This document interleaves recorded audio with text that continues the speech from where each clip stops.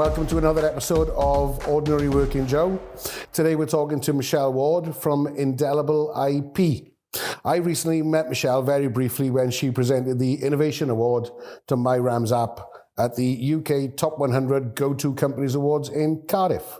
Hi Michelle, how are you? I'm good, thank you. And you? I'm very good, thank you. Tell us a little bit about who you are and what you do. So I'm a chartered trademark attorney, so that's probably a little different to what you've had on the show before. I essentially help businesses with protecting their brand elements, so names, logos and straplines. I set up Indelible IP nearly 10 years ago. We'll be 10 years old in June. And before that, I had over 30, overall, I've got over 30 years of experience working in law firms and big IP practices. I've worked with everything from big international business brands down to small businesses here in South Wales. And how did you make the decision to go it alone? Not easy. Law is a heavily regulated area. And needless to say, when you look at what the regulator wants, when you set up a practice, looks kind of scary, added to the whole, all the different things you have to think about when you're setting up a business in general. It took me quite a long time to decide to do it. But what I found was that what I really enjoyed doing was working with small businesses. That's not really what the big firms are there for. So I had these thoughts that I wanted to do it. Eventually, couple of changes happened and I thought, no, this is the kick I need. And so I set up the practice 9.5 years ago and haven't really looked back. I absolutely love it. Started as a sole trader? I actually set up as a limited company right from the get-go. Wow, absolute confidence in your abilities. Big plunge. Since starting on your own, what lessons have you learned? I suppose a big one is don't procrastinate. I'm one of these people who, likes to take very careful decisions. I like to think about all the different scenarios. And the problem with that is that you overthink it. It's very difficult to get to the point where you take a decision. And what I discovered fairly early on was that if you think about things too long, the opportunity is missed, the moment is gone.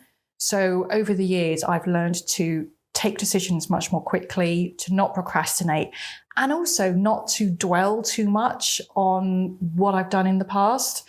If you've done something wrong, take your lessons from it and move on, but don't dwell on it because you're not going to help your business. You're not going to move forward. So I think the not procrastinating and then the not dwelling on things are really the two big key lessons that I've learned along the way. And that does seem to be a very common theme amongst the people that we've spoken to, is making the leap and just, like you say, not overthinking it and just thinking it's actually time to go. So it's time to go. Yeah. And I think some of that is a confidence thing. Of course it is. When you start out, you don't know, is your business going to work? Are you doing the right thing? And sometimes just overcoming that and having the confidence to go, do you know what? I'm going to give it a go. I'm going to try and see what this results in. You can really surprise yourself. I know I've surprised myself over the years with some of the things that I've achieved. I never expected to sort of have gotten to where I have, 10 years on.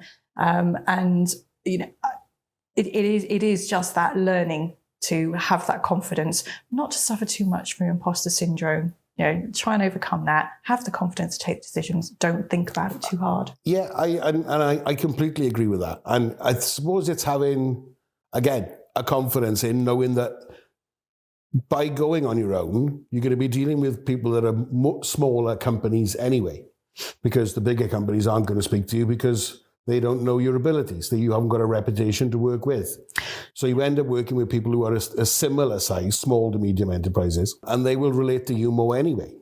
Absolutely. And obviously, as I've grown my business, then a lot of those businesses have grown along the way. So that's also, it's very rewarding to see that result and people really having success with their businesses and feeling like I've been a part of that. I've helped them along the way. Yeah. And I suppose, like you said earlier on, because we had a quick chat earlier, you don't specialize in a particular industry. Whereas I'm stuck in construction, because that's just the way the industry is. You tend to sort of specialize in this game, but you can work with any industry. Any industry at all. every single business out there has a brand of some form or another, and different businesses, different industries will have different pressures, different issues that arise in relation to those brands. Some of them are very consumer heavy. And so the brand is absolutely everything. But for others, it's a question of trust and reputation. And so their brand is important in that respect. But it differs with every single industry. And the joy I have is that by working with so many different small businesses, I get to have fun learning about all sorts of new areas, new business, new activities that I didn't even realize existed, that I didn't realize could be a business. Just getting that chance to learn new things, it keeps it all really fresh for me as well. And so I'm able to then pass that enthusiasm on when I'm actually working with businesses, rather than it being the same old, same old. And how complicated can it be what you do? It can be very complicated, particularly when we get into disputes and we're looking at how we evidence a particular situation or a particular point that we want to put across. Some of the intricacies of the dispute process, there's a tribunal process, that can get really quite complicated. So as a small business owner, are you better off looking at protections first before you come up against the problem? Absolutely. Yeah, so it's a lot like the health and safety side then. Yes. Yeah, you have to have it all covered on paper, just in case there's a problem. I often use the analogy of what I do in my day job. I'm basically a crash helmet. I'm something you pay a lot of money for in the hope never to have to use in seriousness. Absolutely. Getting a registered trademark, you get to use a lovely little R in a circle. And so that tells people that you've got rights. It sits on a public register, the details of it. So it's a really good deterrent. Yeah, and it's another way to protect your business, isn't it, I suppose? Absolutely. And it's not, like you said earlier, it's not just the brand, because depending on what you do, it can be the process by which you do it. Yeah, so I deal with a particular type of intellectual property, trademarks. I also do work around copyright and design right, which are also forms of intellectual property. But there's another field which is very commonly looked at, which is patents, which tend to be much more about technological innovation. Yeah, you're talking about patents on Dragon's Den. That's the only place I would have heard of that before. Absolutely. Dragon's Den is one of those programs that IP advisors love to watch because it's one of their favorite questions, the dragons. You know, they can ask all sorts of financials, but then they get down to the nitty gritty. Have you got it protected? And you know full well that if somebody says no, that they lose interest because there's nothing for them to hang their investment on. And it's a really good way of demonstrating just how powerful these rights can be. And that's one of the reasons why we're talking is it sparked in my head, can we sort of work out a way to sort of protect the digital side of the business, which, as you've looked at, is my Rams app. Can we look at that? And we'll be having a conversation about that another time. But that's why you're here, because it sparked my interest about how companies protect not just their brand, if you like, what they write on the side of the vehicles and on the letterheads and everything else, but how they go about doing what they do. There's different types of rights, and we always have to look at what it is that a business does, what the different elements are, and where those rights fit into each other. Some of them are overlapping, so you can have more than one right that will cover something, and it's just finding the right ones. It's looking at what happens in your industry, how your competitors work, how your customers are buying, and looking at the ways in which people may want to replicate. What is it they might want to replicate? Is that something that we can protect? And then we work out what the different types of rights are that will protect that for you. If you could give your younger self some business advice, what would it be? Probably to have set up my business earlier. What, not wait 30 years working for someone else? Exactly. It's one of those things that it's quite a big step. No one in my wider family had ever run their own business. So it was a completely new area for me. I hadn't got anybody to look to and go, well, they did this, they did that. So I suppose that having finally overcome that fear of kind of stepping out on my own and not being employed, you get to that point and then you sit there and you think, why didn't I do this sooner? And that is honestly, I think that if people are thinking about doing it, go for it. Yeah, I think you get to that point in the business once you've made the leap, and then you've done a couple of sort of bits of jobs of work and contracting and everything else, and there's enough in the bank to pay the mortgage at the end of the month. And you think, right, okay, I've made it. I can do it now. That's it. I can carry on now without fear or favour. I've always liked that one. So what do you see as the biggest business challenges coming in the next year or so? Certainly for what I do, I think AI. So AI is presenting us with a lot of challenges over how that impacts on intellectual property rights, both in terms of what people can protect if it's been created with the aid of AI, but also whether or not that's going to infringe on other people's intellectual property rights. And then from the perspective of the legal industry, there's how we can effectively use AI tools but not become reliant on them for the wrong things. There's a lot in the press about AI hallucinations, and this has already come up in the legal industry with What disputes. is AI hallucinations? It's where it makes things up. Oh, right, okay. So there's this question of, you can't necessarily trust what AI presents to you. And you need to be able to verify the information that AI is giving to you, because it's not necessarily true. And this has been found to be the case in some dispute cases. The legal industry is obviously looking very carefully at how they put in place parameters to ensure that AI isn't overstepping the mark, that advisors are not overly using it. Mm-hmm. But at the same time, we need to move with the times. So we need to be looking at how we use established and carefully vetted tools to ensure that those are actually going to deliver the specific thing that they're designed for. You're not supposed to use AI to write all your arguments and come up with all your cases for you, because that's where the hallucinations come in. Yeah, you shouldn't. People do though, don't they? They do, unfortunately. But we have had some cases that are now explaining to advisors that this is not the way to go and that there are penalties for doing that. Yeah. Yeah, I hadn't heard the term AI hallucinations, but I know it gets things wrong. It's apparently it's described at the top end as a large language model. So it learns from the inputs that we give it. Exactly. Depending on the user base is where it gets then majority of its information from. So if you're not really specific in saying, I'm in this particular country, it'll give you examples from other countries. Exactly. And in my game, it's quoting OSHA, which is American, which is fine if you're working in America, but we're not in this country. To get it to sort of understand that the restrictions that we work under are the basics of health and safety law. I mean, I suppose it's the same for you. Everything you do is written in law and case law and precedent and everything else, and it needs to know all of that. But if it hasn't had that right input up to date, then it's going to give you the different and wrong advice, isn't it? That's it, exactly. And I think because it's such a rapidly moving area, being able to treat it with an element of caution and to work out the most effective ways to use it, that's going to be the way forward. Yeah, I mean, all this talk of AI will take your job. I mean, don't get me wrong, I think the carpenters and bricklayers are safe. Because, it can't do their job until we invent robots to do it. It's one of those things, though, that it doesn't have any subjectivity. It doesn't actually think. Yeah.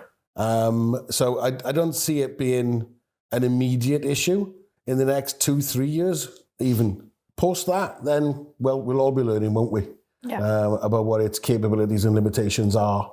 And I think the majority of what I've seen it being used for so far is just call waiting and chatbots, isn't it? It's used very effectively behind the scenes in some online tools. But obviously, it's been honed to do a specific task, whereas some of the general ones that are out there, obviously, they're getting asked all sorts of things. It's almost like having a basic general knowledge, broad general knowledge base, but not being an expert in anything. You may as well have Stephen Fry sat in your office. Now, he could be really useful. It'd be interesting, if nothing else. And are you going to be targeting a specific market or client base this year? Not specifically. I've reframed how I'm doing some of my networking for this year. So I have some a couple of new networks that I've joined, and I've reframed a couple of the existing networks. And really, I'm looking at how I can build more effective partnerships and collaborations with either the networks themselves or with people within those. And is that how you get to market then? Is by personal contact? Yes, it is largely. So with what I do, it's generally there's an educational element that needs to be done first. So you need to be able to explain to people what you do. You need to be able to explain why it's relevant to their business. And then you need them to come to the realization of, whether what I do is something that they want to progress, whether they feel that it's something that's necessary for their business and something that they want to address at that point. So by being able to get out and meet people, gradually build up trust relationships, get to know them, get to explain what I do, get to understand what they do, and therefore where what I do fits in. That's something that you can't just do in a quick message or in a quick 60 seconds. You need to spend time building those relationships. Yeah, I know, because explaining what you do can be complex. It can. Is there a lot of trust issues? Well, I think with anything, if you're talking about something like a legal service, your accountancy, they're all services where you're putting an awful lot of trust in people. You're telling them, the inner workings of your business. And although we are a regulated profession, so we work by a very specific code of conduct, we have very specific rules that we need to follow. And amongst those are things like confidentiality. People still have to get to that point where they feel comfortable. Yeah. And explaining the inner workings of what they're trying to protect. Yes, exactly. So when you take on an advisor, it doesn't matter what that is, you need to feel comfortable with the relationship that you have with them, that you can talk to them, that they're not going to be condescending, that they're going to understand, that they're going to be friendly, that they're going to ask questions, that they're truly listening to you. And it's only by getting to know people, meeting them and interacting with them that people can really build up that kind of relationship. It is one of them relationships, isn't it, where there has to be a built-up element of trust. Because, like I said, they are going to be telling you the inner workings of what they're trying to protect. So they'll be fearful that sort of someone that they don't know very well would run away with their idea, I suppose. Exactly. I mean, it helps when... It's counterintuitive, isn't it? They've come to you to protect it, and then they're worried that you're going to pinch it. Yes, exactly. And quite often, the relationships that we build up are with people who then refer people to us. Yeah. So that, for us, is a really valuable part of it. You know yourself, if someone's been recommended to you, you instantly have a higher level of trust in them, because generally the person who's recommended them is someone you already trust. So you trust their recommendation. By building up relationships with other professional advisors who may have clients and contacts who can refer to us, that's actually, that's such an important element for us. And if you can get people referred to you, then that element of trust is already partly there, because they know that they're coming to you on a recommendation, rather than having just going back a few years, just picked you out of the yellow pages. Yeah. Well, God forbid a Google search. Yes. Yeah. I mean, we don't, sort of from the safety company perspective, we don't do any sales anymore. It's all the work comes in via referrals. Yeah. From the existing client base. And at the minute, the books are closed because we can't do any more, because we don't have the staff to take on any more clients. So we're in a fortunate position, and that's why the digital thing exists, really, so that we can offer a similar service to smaller sort of contractors and people like that. So that's why that is there. Yeah. I mean, and like I said, we will look to for a form of protections for that further down the line. So how do you manage change in the business? And I suppose, is you and your husband working together now? It is, yeah. So my husband, he's a retired civil engineer. So he has a good project management and finance management background. So he does a lot of the background business admin. He obviously doesn't do the advice work. That's not what he's trained in. So he's the one who keeps me grounded. So I sort of, spotted something that I could potentially do, go off on a little frolic going, oh, we could do this and this. And he's the one who's going there going, how much is it going to cost? What are you going to get out of it? How much time is it going to take? Yeah, I hear a lot of this in a husband and wife partnership when they both work for the same business. Yeah, absolutely. So change, I suppose, I find change difficult, but I've probably become much more adaptable and flexible over the years of running a business because I need to be able to adapt. Like having children teaches you patience. It didn't for me. Well, I had zero patience until I had children, and then I had a bit more patience. So running a business has made me much more open to change and accepting change. It tends to be a challenge when I have to change something. I suppose Brexit was one of the big changes for us, and it happened quite early on in the business. Oh, really? The vote happened at the end of my first month in business. Wow. And pre-Brexit, I was also a European trademark attorney. And obviously that disappeared on 31st of December 2020. Oh, really? Yes. How's that then? Well, suddenly the door was closed. So we used to be able to handle EU trademark work, and we can no longer do that directly. Wow. So that actually cut off a big channel of revenue. Of course it did. So having the vote very early on in the business meant that I had a constant eye as to what we were going to need to do. So I made quite a lot of preparations long before COVID hit as to what we were going to do. So we were prepped and ready for that. And I think a lot of other people had ended up hoping that it wasn't going to happen, that they weren't going to have to make those changes. So one of the advantages if you're a small business owner is that obviously you can make changes quite quickly, obviously subject to budget. Yeah, always.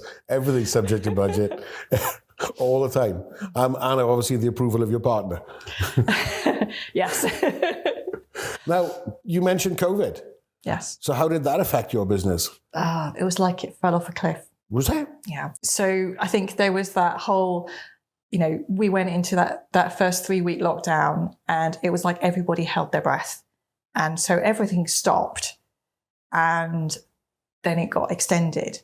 And so people continued holding their breath for a while. And the government department that we deal with, the Intellectual Property Office, they suspended all statutory deadlines.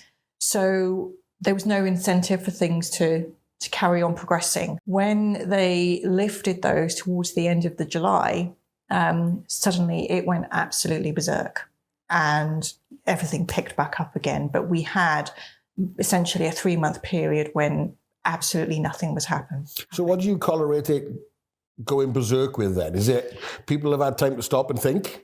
Yeah. So what we found was that in COVID, there were a few different things that happened. So some businesses obviously just stopped and just couldn't spend money because they were shut down. Then you had the people who were put onto furlough who were looking for a quick way to keep a bit of extra money coming in. And so one of the things we saw a rise in was copying, and therefore disputes relating to copying. Ah, right. Because people were looking for the quick fix. And obviously as humans, we are essentially lazy. So if you can find a quick route to get something out there, then you will do. So what we found was that we had lots of instances of people copying. So we had lots of disputes to deal with. Oh, right. But when all the deadlines were reinstated, obviously there was a flurry of 3 months worth of deadlines that suddenly all had to be dealt with by a certain point.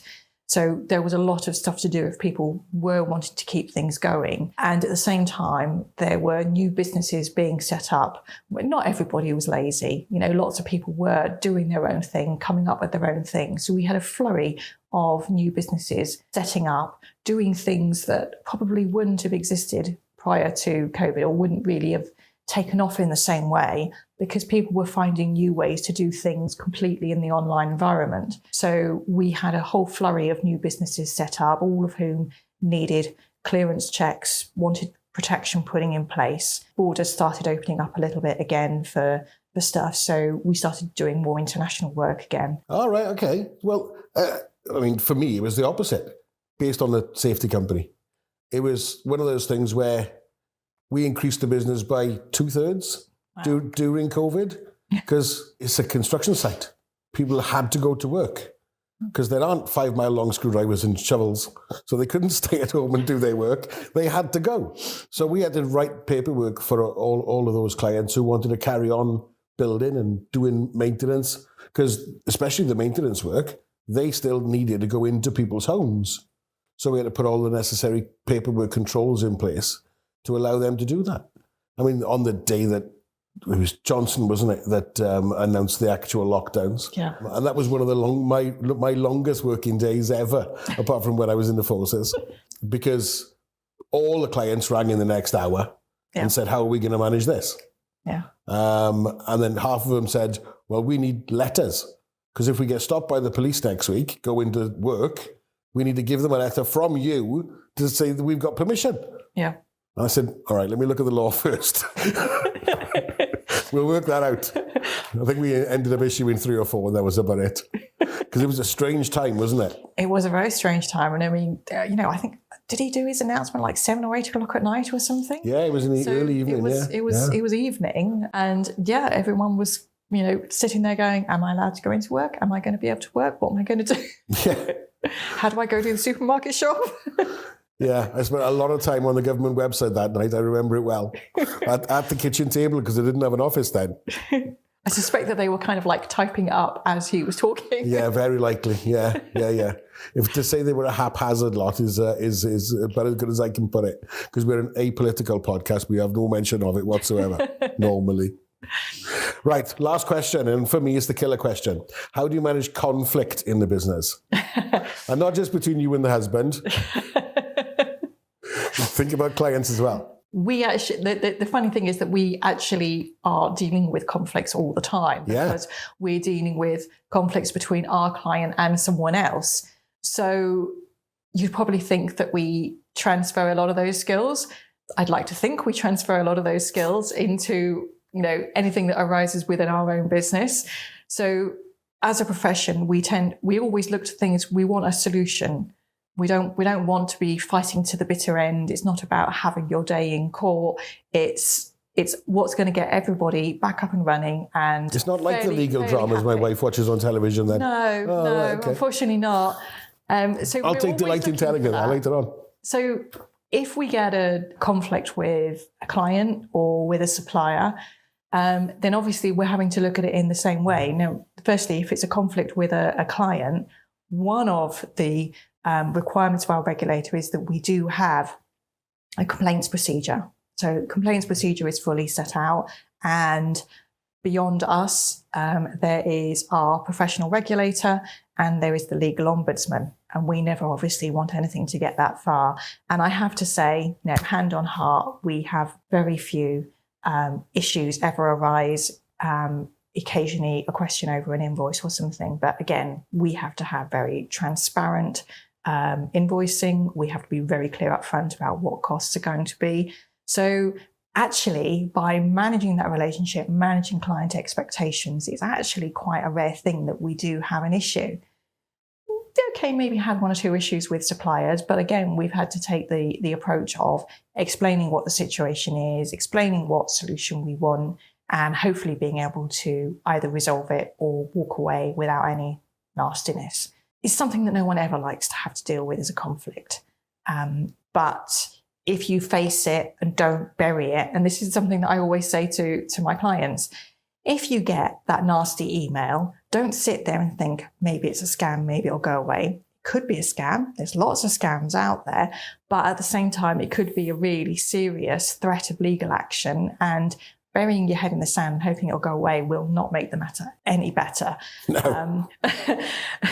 And the number that we get where we're contacted the day before the deadline to do something is quite something. Oh, really? Yes. People leave it that long, do they? They do. So I always say, you need to confront it. You need to get it dealt with. You're going to sleep a whole lot better.